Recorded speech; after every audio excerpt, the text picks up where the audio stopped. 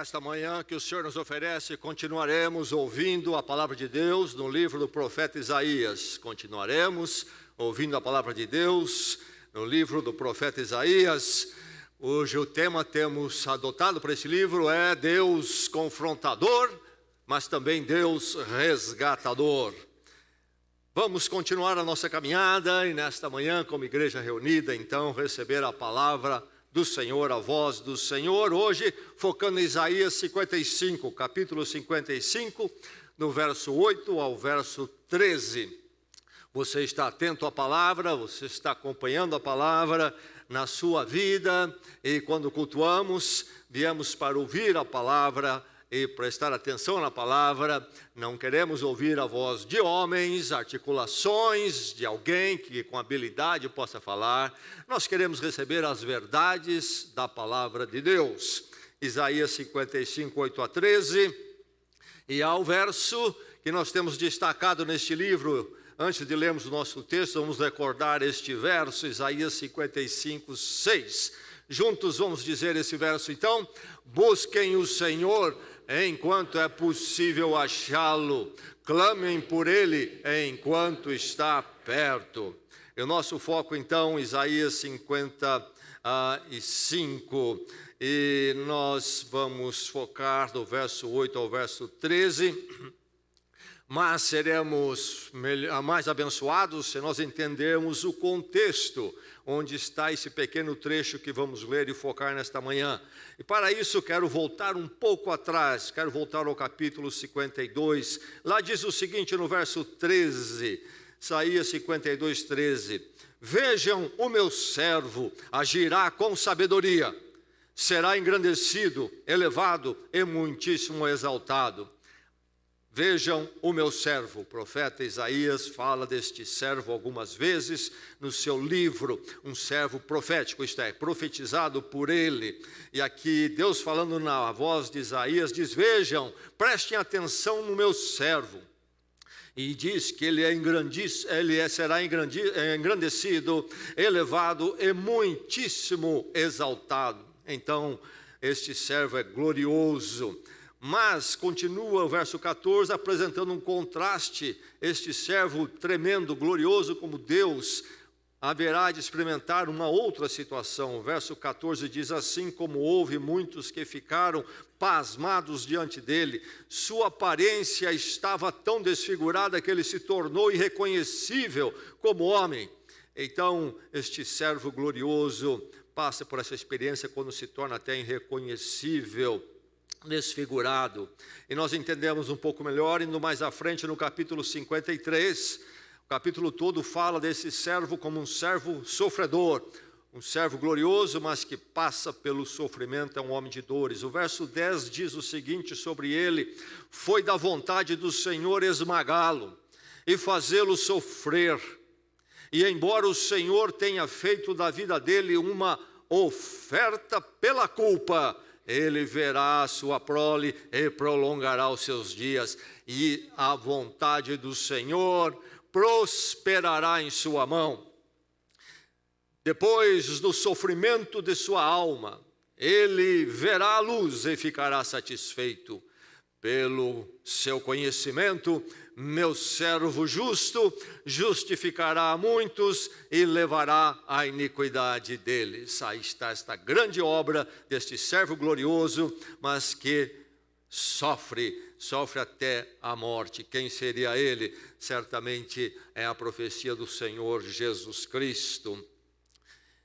E agora no foco do capítulo 55, vou começar uns versos mais atrás para recordarmos a maravilha desse capítulo 55. O verso 1 diz: venham todos vocês que estão com sede, venham às águas, e vocês que não possuem dinheiro algum, venham, comprem e comam. Venham, comprem vinho e leite sem dinheiro e sem custo. Porque gastar dinheiro naquilo que não é pão e o seu trabalho árduo naquilo que não satisfaz? Escutem-me e comam o que é bom, e a alma de vocês se deliciará com a mais fina refeição. Deem-me ouvidos e venham a mim, ouçam-me para que a sua alma viva. Farei uma aliança eterna com vocês, minha fidelidade prometida a Davi. Então, a partir do servo sofredor, que justifica muitos, que é ofertado pela culpa na cruz, é possível Deus fazer esse convite a nós. Venham todos vocês que estão com sede, comprem sem dinheiro. Graça é de graça, porque Cristo tudo pagou. E o capítulo 55 continua no verso 6. Busquem o Senhor enquanto é possível achá-lo. Clamem por Ele enquanto está perto. Que o ímpio abandone o seu caminho e o homem mau os seus pensamentos. Volte-se para Ele, para o Senhor, que terá misericórdia dele. Volte-se para o nosso Deus, pois Ele dá de bom grado o seu perdão. E agora a palavra do Senhor, a partir do verso 8, para o nosso foco nesta manhã. O seu coração está aberto para a palavra, sua mente está alerta para a palavra, que ela nos fale nesta manhã, edifique a cada um aqui. E edifique esta igreja. Ouça. Deus continua falando pela boca do profeta Isaías. Pois os meus pensamentos não são os pensamentos de vocês, nem os seus caminhos são os meus caminhos, declara o Senhor. Assim como os céus são mais altos do que a terra, também os meus caminhos são mais altos do que os seus caminhos, e os meus pensamentos mais altos do que os seus pensamentos. Assim como a chuva e a neve descem dos céus, e não voltam para eles sem regarem a terra, e fazerem-na brotar e florescer, para ela produzir semente para o semeador e pão para o que come, assim também ocorre com a palavra que sai da minha boca. Ela não voltará para mim vazia, mas fará o que desejo e atingirá o propósito para o qual a enviei. Vocês sairão em júbilo e serão conduzidos em paz. Os montes e colinas irromperão em canto diante de vocês, e todas as árvores do campo baterão palmas. No lugar do espinheiro crescerá o pinheiro, e em vez de roseiras bravas crescerá a murta. Isso resultará em renome para o Senhor, para sinal eterno, que não será destruído. Verso 8 diz, Deus falando, os meus pensamentos não são os pensamentos de vocês. No verso 11, Deus ainda fala, assim como a chuva e a neve descem dos céus e não voltam para eles sem regarem a terra e fazerem brotar e florescer, para ela produzir semente para o semeador e pão para o que come, assim também ocorre com a palavra que sai da minha boca. E conclui o verso 11, que esta palavra atingirá o propósito para o qual a enviei. Vocês sairão em júbilo e serão conduzidos em paz. No verso 13 diz, no lugar do espinheiro crescerá o pinheiro, e em vez de roseiras bravas crescerá a murta. E fala que esta obra é uma obra que trará um renome para o Senhor, diz o verso 13 no final. Glória para o Senhor. É como um sinal eterno e que não será destruído. Esta é a palavra de Deus. Ouvimos a palavra do Senhor. Pais conhecem muito bem como a palavra não é muito eficaz. Falam e não são acatados, falam e o que eles falam não resulta em obediência, em atos concretos. Seguem insistentes, com muitas lutas, na educação dos filhos, porque sabem do limite da sua palavra, se frustram com o limite da sua palavra.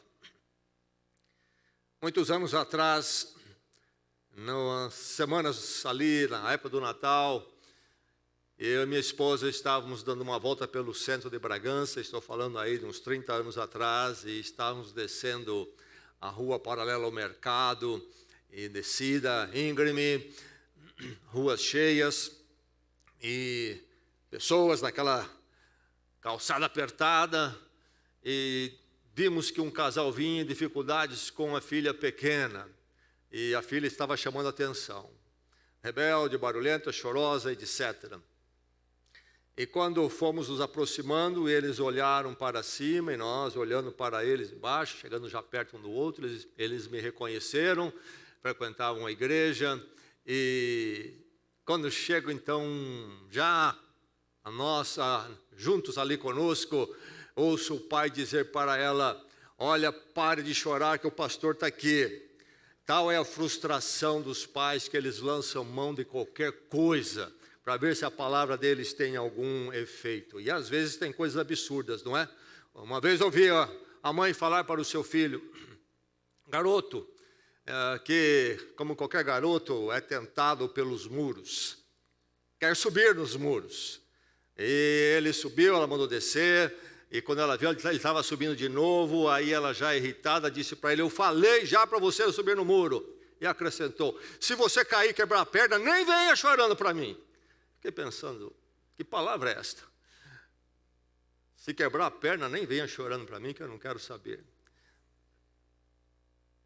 Palavras que saem porque a frustração é muito grande ao sentir a limitação da eficácia da sua palavra.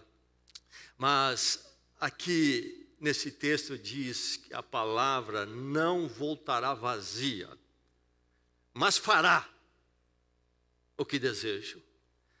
Aqui nós estamos diante da palavra de Deus, da palavra eficaz. O texto nos coloca diante desta palavra que é eficaz. E é a palavra então que você nesta manhã e todos os dias da sua vida precisa ansiar por ela. Ter um desejo profundo por ela, no sentido de que ela venha ser então o fundamento da sua vida e que a obra que só ela pode fazer seja feita na sua vida, que a eficácia dela caia sobre você de uma vez por todas e então por todos os dias. Você tem um anseio pela palavra, você anseia pela palavra de Deus, que haja sempre esse anseio se você já tem, e que nesta manhã o Senhor o fortaleça. E se você ainda não é alguém que teve um encontro com a palavra, não teve esse anseio, não foi impactado por ela, que nesta manhã você possa entender o que é essa palavra única, que é essa palavra eficaz, que faz aquilo que ela se propõe a fazer, e nada pode resistir naquilo que ela se propõe a fazer. Que ela chegue ao seu coração nesta manhã. Palavra maravilhosa, esta palavra eficaz. Você precisa ansiar por ela. Você anseie pela palavra então eficaz. Porque não é uma palavra como a minha e a sua, nem como a dos pais muitas vezes frustrados. Esta palavra não é uma palavra comum.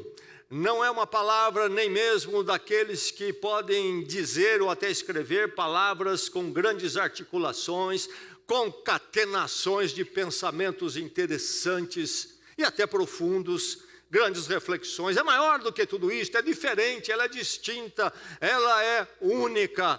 Por quê? Porque esta palavra tem uma procedência singular. Ela vem de uma origem única, não é das origens que nossas palavras têm. Aqui diz o verso 11, assim também ocorre com a palavra que sai da minha boca. Deus falando pelo profeta. A palavra que sai da minha boca é a palavra então de Deus. é a palavra que Deus profere. Esta é a palavra eficaz, é a palavra pela qual você precisa ansiar. Você tem ouvido palavras humanas demais.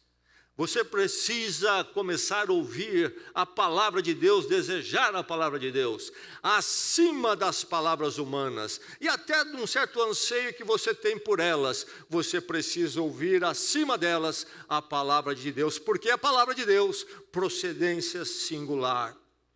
O Deus eterno, verdadeiro, o Criador e sustentador de todas as coisas, Deus Salvador em Jesus Cristo, servo sofredor, aquele que fala que é o Deus então das Escrituras, é o Deus que fala, é o Deus que coloca proposições. O Deus cristão, o Deus do Velho Testamento é o Deus que fala. Nós temos no mundo o politeísmo, com todos os seus deuses. Nós temos o hinduísmo, por exemplo, que é uma religião politeísta, mas na forma daquilo que é mais identificado como enoteísmo, isto é, tem um Deus principal, maior, Brahman, e depois uma porção de outras divindades, e chega a, dizem, até milhões na multiplicação. Mas esses deuses não falam. Isaías, diversas vezes, confronta essa verdade. O povo aqui que recebe essa mensagem, que povo é este? Primeiramente, esta mensagem, Isaías, é dado a quem? É dado ao povo de Israel que está no exílio na Babilônia.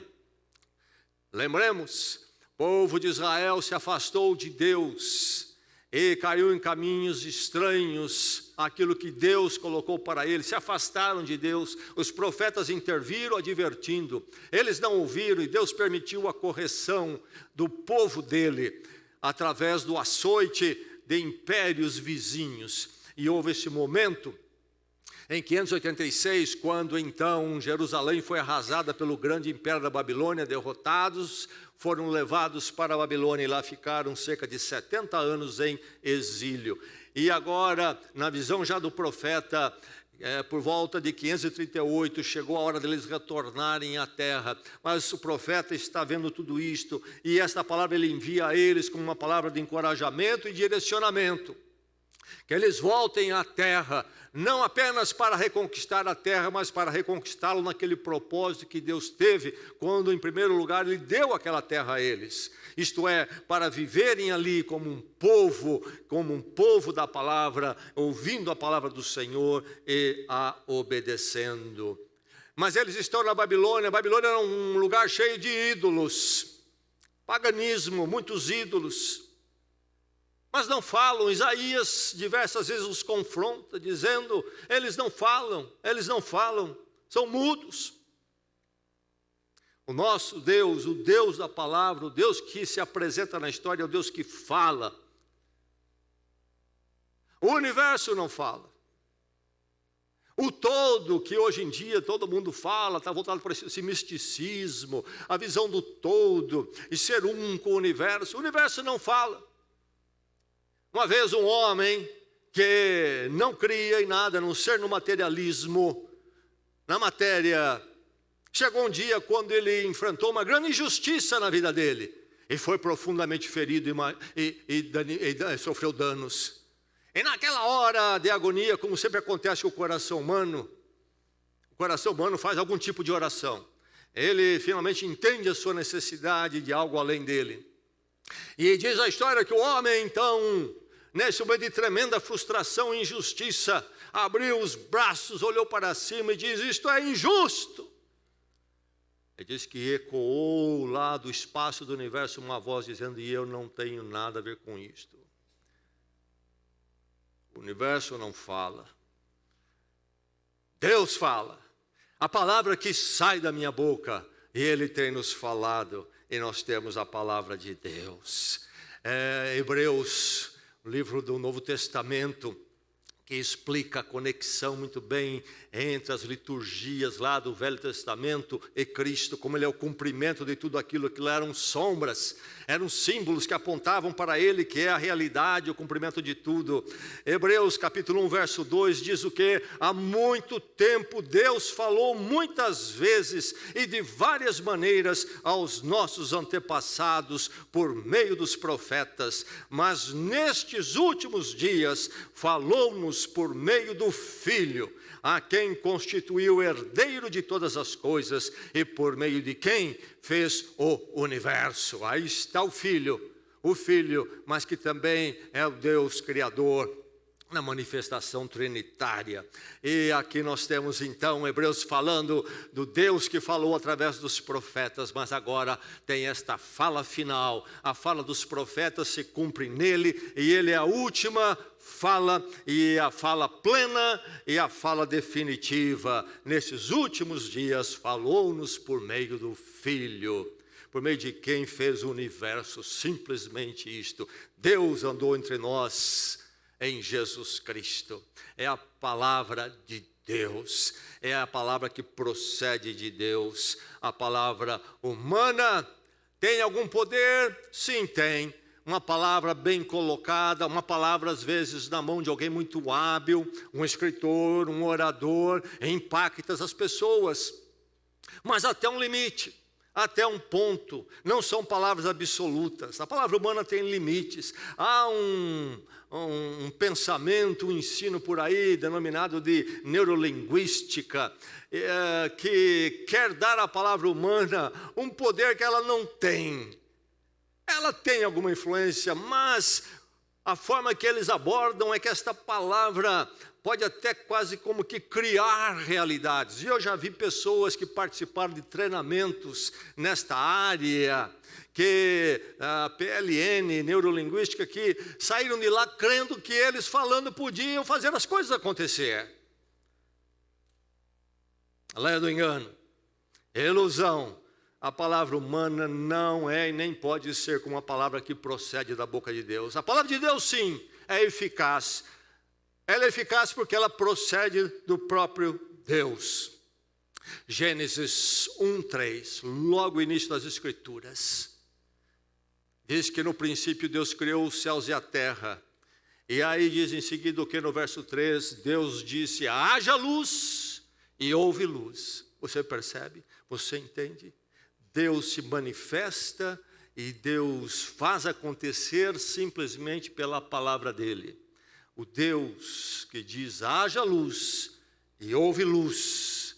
Isso eu não posso fazer, nem o melhor orador, nem o melhor pensador, nem o melhor escritor pode fazer, criar realidade. Só a palavra de Deus tem esse poder. Tremenda essa palavra. Assim é com toda a palavra que procede, que sai da minha boca. Esta palavra precisa estar na sua vida, porque tem uma procedência singular. Nunca se esqueça que a fé cristã, a fé em Cristo, o Evangelho, o ensino do Evangelho, conhecer a Deus em Cristo, essa fé é uma fé da palavra, não é uma fé do visual, do ver, mas é uma fé da palavra.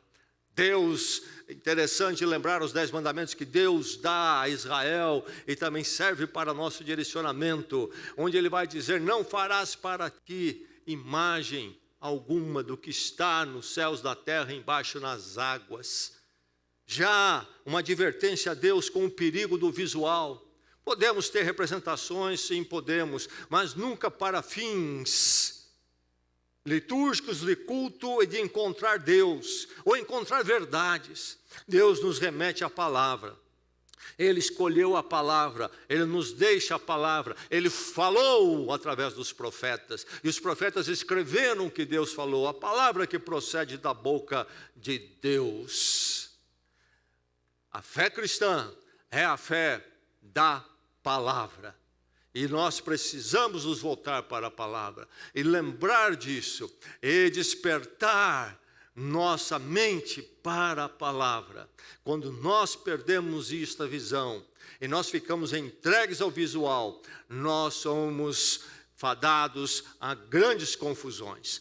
Não se esqueça que o mundo e a cabeça das pessoas está sendo transformado pelo visual, a mídia visual.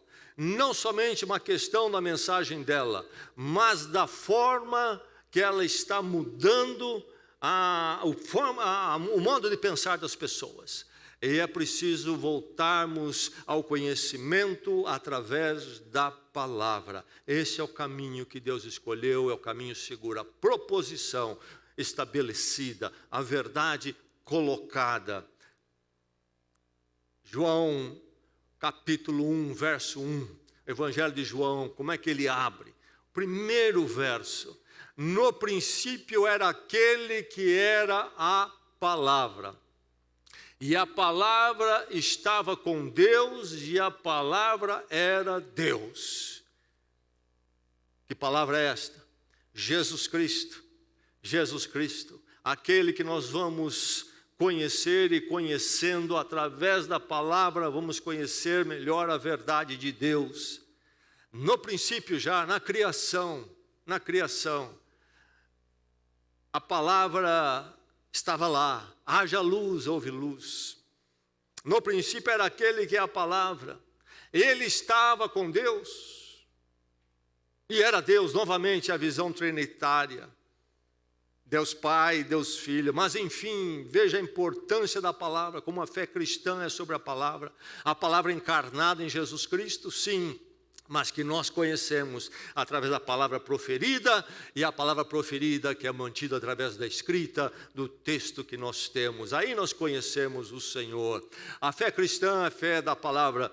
Jesus Cristo vai orar no Evangelho de João, já lá no final, capítulo 17, naquela noite da sua traição e prisão para ser conduzido à morte. E ele faz a longa oração que ocupa o capítulo inteiro, 17 no Evangelho de João. E ele vai dizer a partir do verso 14 o que? Falando com o Pai nesta oração e lembrando de nós, intercedendo por nós. O que ele diz na oração? Ele diz: Pai, dê-lhes a tua palavra, e o mundo os odiou, pois eles não são do mundo, como eu também não sou. Não rogo que os tires do mundo, mas que os protejas do maligno. Eles não são do mundo, como eu também não sou. E ele completa: santifica-os na verdade. A tua palavra é a verdade. Ensino de Jesus Cristo. Ensino de Jesus Cristo.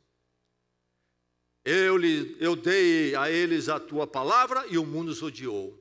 A palavra separa o erro, o mundo, a ilusão humana da verdade de Deus. E quando chega às nossas vidas, isto acontece. Como é que nos santificamos? Pela palavra. Isso nos separamos mais da forma de pensar do mundo, da forma que o mundo vê a vida e a existência. E nós passamos a ver mais conforme Deus, conforme a palavra, a obra de santificação. Jesus foi tentado, você já ouviu falar disso, não ouviu?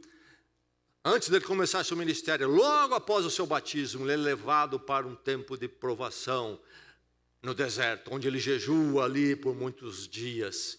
E a primeira tentação vem na oferta dele transformar pedras ali em pão. Ele está com fome, tempo de jejum.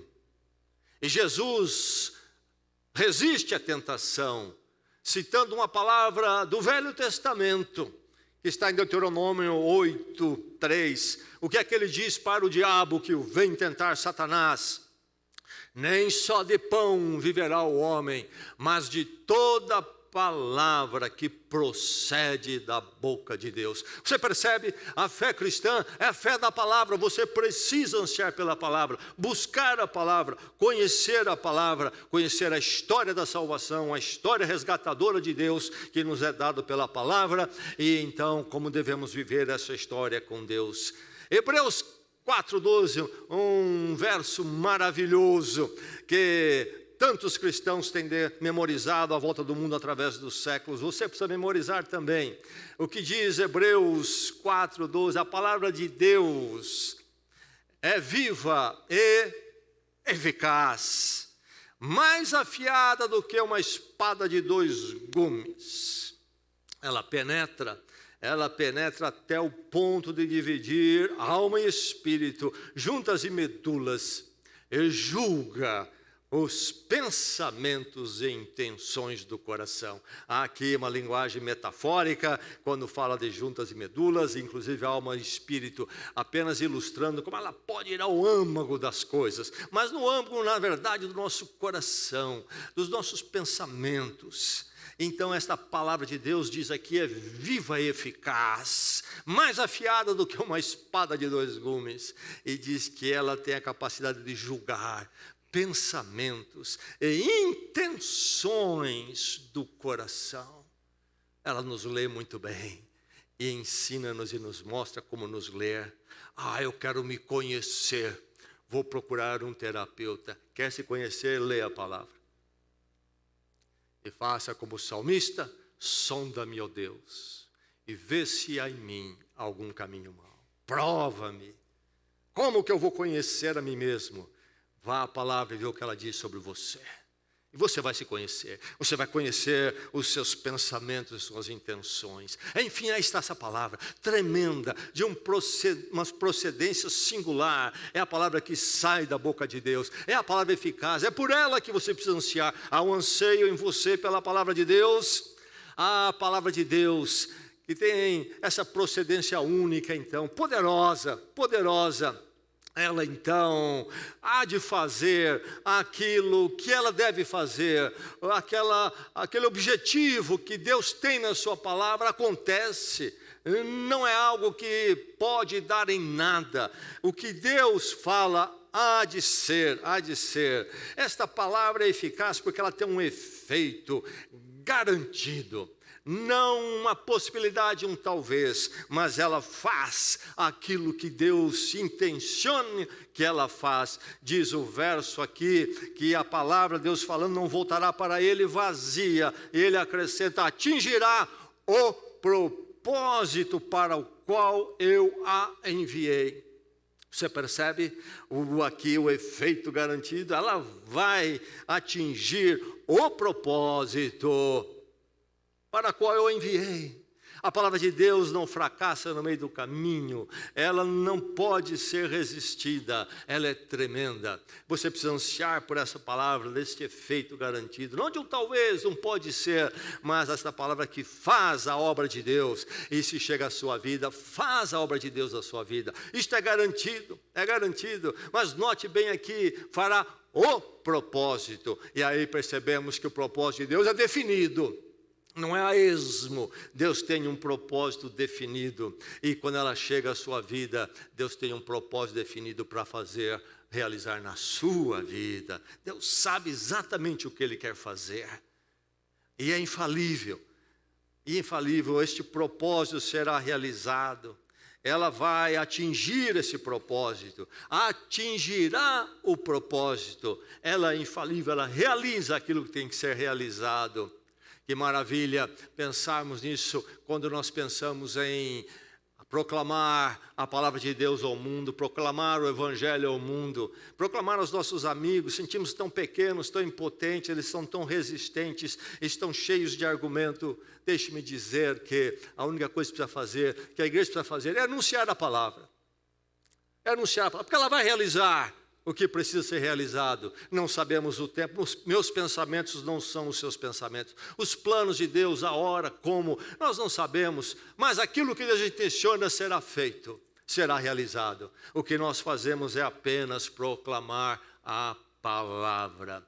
Houve um pregador na Inglaterra, foi muito conhecido ali, no século XIX, Charles Spurgeon, um pastor de uma igreja batista. Começou jovem e tinha uma habilidade muito grande de pregar, é considerado o príncipe dos pregadores, e a igreja dele cresceu, e aí foi construído lá em Londres o Tabernáculo Batista.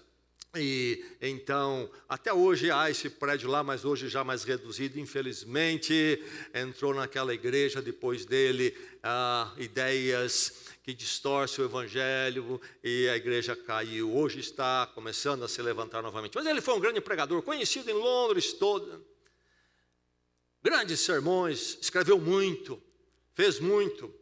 E ele disse uma vez que a palavra de Deus não precisa de ninguém defendendo. Ele disse mais: a palavra de Deus é como um leão. você precisa apenas soltar da jaula. Ninguém precisa defender. Solte! E ele vai fazer o que ele quer fazer. O efeito garantido, ela atingirá o propósito. Quando ela vem para transformar e salvar, e ela toca o seu coração, ela transforma, ela muda, é poderosa. O mal, o mundo, os poderios deste mundo, nada tem mais poder do que a palavra, porque o propósito dela é garantido, e ela arrebenta o coração mais difícil, mais complicado, mais torto, mais distante de Deus. E ela também convence o coração mais bonzinho entre os homens, que se acha direitinho inteiro, mas que não é diante de Deus. Ela também vem com poder sobre este bonzinho diante dos outros, e ali mostra a realidade, e ele se conhece, e ele é levado então a se render diante da cruz do Cristo crucificado e clamar por perdão, e então entender realmente o que é conhecer as virtudes de Deus na sua vida. Efeito garantido, anseio por essa palavra, mas este efeito é sempre uma ação edificante. A palavra de Deus nunca tem um interesse de destruí-lo. Ela atinge para chamar a transformação edificante. Sim, ela passa a ser julgamento para aquele que resiste. Sim, a palavra de Deus então também cumpre o propósito de julgar. Mas de julgar por quê? Porque se resiste ao efeito garantido, o propósito garantido dela de edificar. Deus envia a sua palavra primeiramente para nos chamar a edificação, nos oferecer a edificação. Assim como a chuva e a neve descem dos céus, diz o verso aqui 10, e não voltam para eles sem regarem a terra e fazerem brotar e florescer, produzir semente para o semeador e pão para o que come. Compara com a chuva e a neve como meios de irrigação da terra.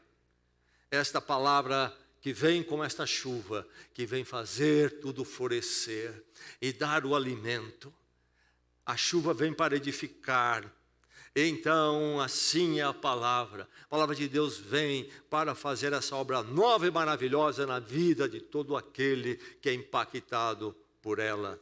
Sim, há um mistério, como há na chuva, não aguarda a terra na chuva. Podemos lembrar a conversa de Jesus com aquele homem chamado Nicodemos, em João capítulo 3, onde Jesus explica para aquele homem muito religioso que isto não era suficiente, ele precisava nascer de novo, isto é ser transformado pela palavra, precisava brotar então nele a criação ou recriação de Deus, e Deus fala a ele, é preciso nascer de novo. E Jesus explica para ele, olha, esta é uma obra do Espírito Santo, é como o vento que sopra, você não sabe de onde vem, para onde vai, é a obra do Espírito Santo. Então aplica a palavra às pessoas, assim como a chuva, vai chover, não vai chover, como é que ela vai fazer, como é que vai ser. Há um mistério, porque pertence a Deus tudo isso. Nós precisamos apenas receber a palavra e proclamar a palavra, e o resto é com o Senhor. O efeito em nossas vidas é com Ele. Ele aplica a palavra a nós, e o efeito dela nos outros que ouvem a palavra, é Deus quem faz. Há um mistério, e Deus se move pela palavra, e Deus se faz presente e ativo pela palavra. Mas essa palavra então, que é edificante, sempre renova. Fala aqui da terra, recebendo a chuva, e brota tudo de novo, e produz o alimento. Está falando do quê? Da redenção espiritual, do novo nascimento.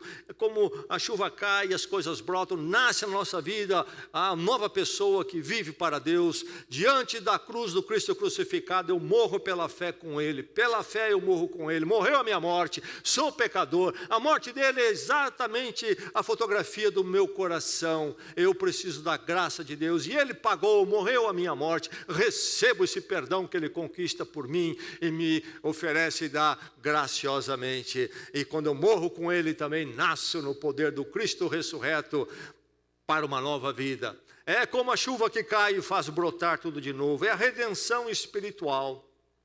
E a imagem para este povo que recebe esse texto é tremenda, porque estamos falando aqui da região do Oriente Médio. Em Israel, por exemplo, há regiões desérticas. E quando passa a estação da chuva, aquilo fica muito, muito seco. E parece que tudo realmente morreu e nunca mais vai voltar à vida ali. Inclusive riachos somem completamente, fica apenas o leito seco. Mas quando vem a estação da chuva e começa a cair a água, aquele deserto começa a brotar, muitas plantas surgem e riachos renascem.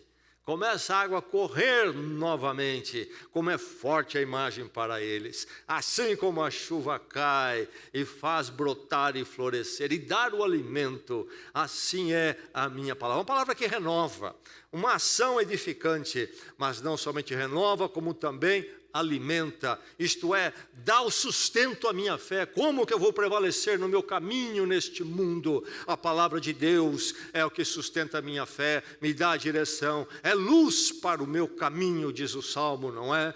Luz para o meu caminho, é o meu sustento, como a água cai, faz florescer, e então torna possível o trabalho do semeador ter sucesso. E a semente então brota e vai acabar dando pão ao que come, dando pão ao que come. Então a palavra de Deus como um pão que nos sustenta cada dia enquanto nós caminhamos. Nela nos alimenta quando nós nos encontramos juntos para o culto de uma forma especial e única. A própria palavra diz que este momento tem um impacto em nossas vidas que nenhum outro tem. Mas também diz que nos impacta na nossa individualidade, quando nós buscamos a palavra em nossa devocional e oração. Mas enfim, ela nos sustenta. E como nos sustenta? Por quê? Porque a palavra escrita, a palavra proferida, nos apresenta Deus e Deus em Jesus Cristo, a palavra encarnada. No princípio era a palavra e se fez carne. Jesus vai dizer no mesmo evangelho de João, capítulo 6, o quê? Eu sou o pão, eu sou o pão da vida. Como que eu recebo o pão da vida, Jesus Cristo? Na palavra, e o Espírito Santo aplica a minha vida e sustenta a minha fé. Essa palavra é essa que renova quando chega a minha vida, chega a vida de qualquer um. Chega a vida do viciado, ela transforma. Chega a vida daquela família conturbada e transforma. Chega a vida daqueles cônjuges amargos que lidam de forma totalmente errada com seus pontos conflitantes, e ela ali traz uma transformação, e ela faz a transformação na vida daquele imoral e corrupto. Enfim, ela transforma todos, transforma aquele que aos olhos da sociedade de si mesma é muito bonzinho e direito, mas que aos olhos de Deus não é, porque ninguém o é. Também transforma esse, o faz reconhecer sua necessidade de perdão também de Deus. Transforma todos e transformando dá o sustento para caminharmos até onde? Até onde? Você que está ouvindo alguma filosofia, ideia humana, alguma proposta humana de vida, essa proposta vai conduzi-lo até onde? Até onde? Eu respondo, até o cemitério e para ali, no máximo, no máximo. A palavra de Deus nos renova, então, para uma vida com Deus e sermos dele, e nos sustenta para um destino maravilhoso. Por isso ela nos dá sentido e significado. Encontramos o sentido e significado porque encontramos aquilo que transcende a nossa finitude, a nossa pequenez, aos poucos anos nossos de vida, que torna o nosso dia de hoje uma agonia, porque é apenas mais um dia diante da morte, do vazio e do nada.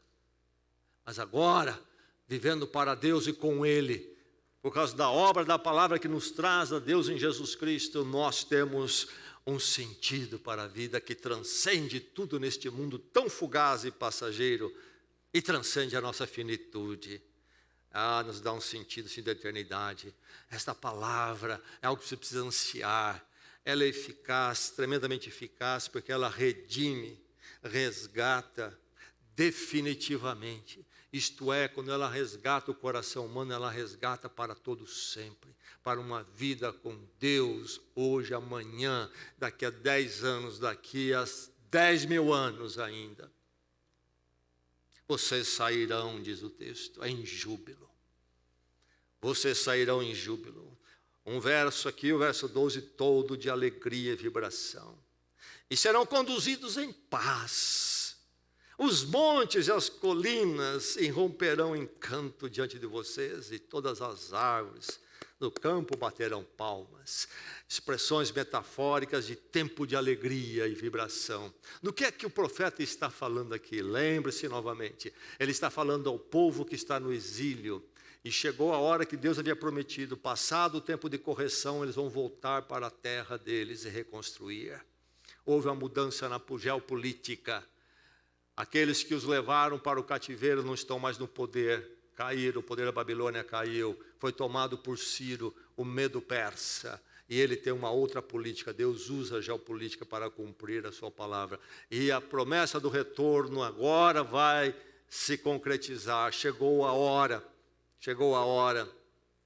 e aqui então está falando deste tempo, Deus anunciando, convidando eles para o retorno, o tempo do resgate. Eles vão reentrar no plano de Deus de salvação, que Deus vai usar, vai fazer acontecer neles e usá-los para trazer Jesus Cristo e então também salvação para toda a humanidade. Enfim, isto aqui é cantado aqui pelo profeta Isaías, e Deus falando como um tempo de júbilo e alegria. O povo de Israel vê a sua história como tendo dois êxodo. A palavra êxodo quer dizer saída. E há o livro nas Escrituras, o segundo livro, que é o livro do Êxodo. E ele vai narrar principalmente o quê? O povo de Israel está no Egito, no Império Egito. E aí então é um tempo mais ou menos 700 anos antes de Isaías. E Isaías profetiza mais ou menos 700 antes de Cristo. Então, mais ou menos 1400 antes de Cristo, lá está o povo de Israel, no Egito, escravidão e sendo oprimido, e eles clamam, e Deus envia o livramento através de Moisés, e eles saem do Egito pela mão poderosa de Deus. O faraó, o líder do Egito, resiste, não quer deixá-los ir, Deus precisa intervir com muita força ali, finalmente ele deixa-os sair pela liderança de Moisés, eles saem, mas quando eles estão já saindo ali, o faraó muda de ideia e vai atrás deles, quer massacrá-los, quer prendê-los novamente, mas Deus intervém, eles saem para a terra prometida, a terra deles. É o primeiro êxodo, um êxodo sofrido, vão passar muitos anos no deserto, mas agora chegou um tempo onde eles não estão no Egito, estão na Babilônia. E vem um tempo de sair da Babilônia, um novo êxodo. Mas este é diferente. Vocês sairão em júbilo. E até a natureza vai cantar e bater palmas. Tempo de grande alegria. Eles vão da Babilônia para Jerusalém, vão reconstruir a cidade, sim, mas vão se reintegrar à história que Deus tinha para eles de salvação, sim. E o que Isaías canta se cumpre naqueles dias deles, sim. Mas todo o cumprimento neles é um cumprimento parcial e chega a ser até metafórico do verdadeiro cumprimento, que é aquele que será a partir de Jesus Cristo. Não é, então, o cumprimento na Jerusalém terrena, mas o cumprimento na Jerusalém celestial. E em Jesus Cristo essa promessa vai ser cumprida e se cumpre em nossas vidas. E nós também haveremos de sair em júbilo e seremos conduzidos em paz pelo Senhor. Assim seremos levados para a nova Jerusalém e será com grande júbilo que haveremos de chegar lá. Então, isto que o Isaías disse se cumpriu, sim, em parte, mas se cumpre plenamente na obra de Cristo e no futuro. Finalmente, essas palavras haverão de acontecer, e nós seremos aqueles que vamos participar desse momento glorioso. garantido, porque diz o que o texto? Vocês serão conduzidos. Conduzidos por quem? Deus está falando. Serão conduzidos por Ele. E a condução sendo de Deus, é certo que eu vou chegar à Nova Jerusalém. Porque Deus é quem me conduz.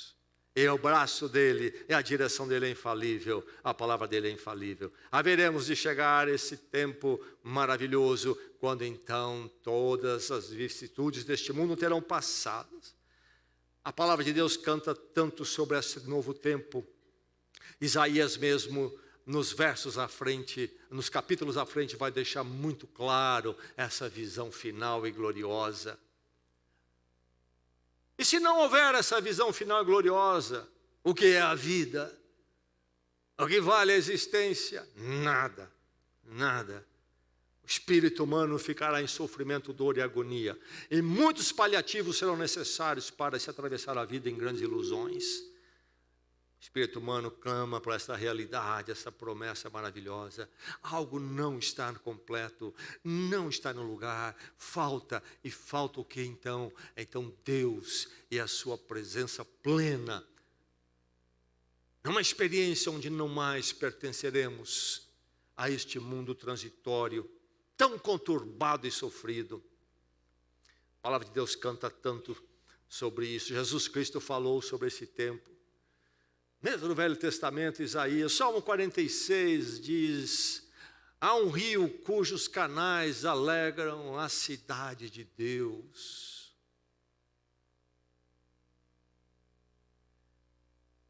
Alegram a cidade de Deus. O santo lugar onde habita o Altíssimo. Deus está nela e não será abalada. Essa é a visão dos Salmos, falando de Jerusalém terrena, mas com palavras que transformam a Jerusalém terrena em apenas uma metáfora que aponta-nos para uma cidade única, única. A palavra de Deus termina com o livro de Apocalipse, no verso 21 diz: então vi o novo céu e a nova terra, pois o primeiro céu e a primeira terra tinham passado e o mar já não existia. Vi a grande cidade, vi a santa cidade, a nova Jerusalém, que descia dos céus da parte de Deus, como uma noiva adornada para o seu marido. Nova Jerusalém como uma noiva adornada para o seu marido. Nova Jerusalém, nós, na presença de Deus. Marido na figura das Escrituras, Jesus Cristo. A grande festa, a grande bodas do Cordeiro com a sua noiva, a igreja. Enfim, a fé cristã nos aponta para o tempo de esperança, para um sentido da vida tremendo. Esta é a palavra de Deus, é uma palavra eficaz que você precisa ansiar, porque só ela pode dar o que ela dá e nada e ninguém pode dar o que ela dá. Só ela faz esta obra tremenda. Ela precisa ser ansiada por você. Você anseia o que é isto? É clamar por ela, é ouvi-la, é ser transformado por ela, é entrar através dela num relacionamento com Deus. Isto é o que é ansiar por ela, este impacto dela toda chegando à sua vida. A palavra de Deus é que lhe transforma em Cristo, edificando a sua vida para o quê? Para uma redenção definitiva. Para uma redenção definitiva. Tremenda a palavra de Deus. O que é que você precisa? Primeiramente, acima de tudo, a palavra de Deus. Nem só de pão viverá o homem, mas de toda a palavra que sai da boca de Deus.